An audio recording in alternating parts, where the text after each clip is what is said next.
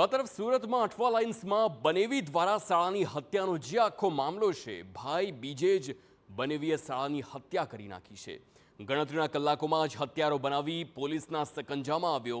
સુરત પોલીસે આરોપીને ઝડપીને વધુ તપાસ હાથ ધરી છે। પારિવારિક ઝઘડામાં લેવાયો શાળાનો ભોગ।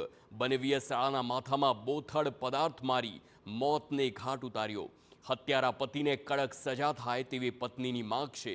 અઠવા લાઇન્સમાં ભાઈ બીજના દિવસે બનેવી લાલા વસાવાએ શાળા સુરેશ રાઠોડને મોતને ઘાટ ઉતારી દીધો।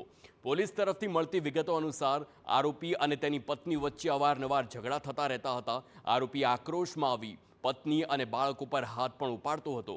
પત્નીનું પિયર પણ નજીકમાં જ આવેલું હોય અને તેનો ભાઈ સુરેશ રાઠોડ તેના જીજાને અવારનવાર સમજાવવાનો પ્રયત્ન કરતો, જેની અદાવત રાખી તેણે શાળાને મોતને ઘાટ ઉતારી દીધો। ભાઈ છે સુરેશભાઈ હસમુખભાઈ રાઠોડ, તો એ આ બેનના પતિને સમજાવવા માટે ગયા કે એવી રીતે ના કરો। તો આ વાતની અદાવત રાખીને આ લાલાભાઈએ સુરેશભાઈના ઘરમાં જઈને લોખંડના ટોમી વડે મરંजना જ્યારે સૂતા હતો ત્યારે એમની સર ઉપર ઝટકો મારી ગંભીર ઇજાઓ કરી હત્યા કરેલ છે।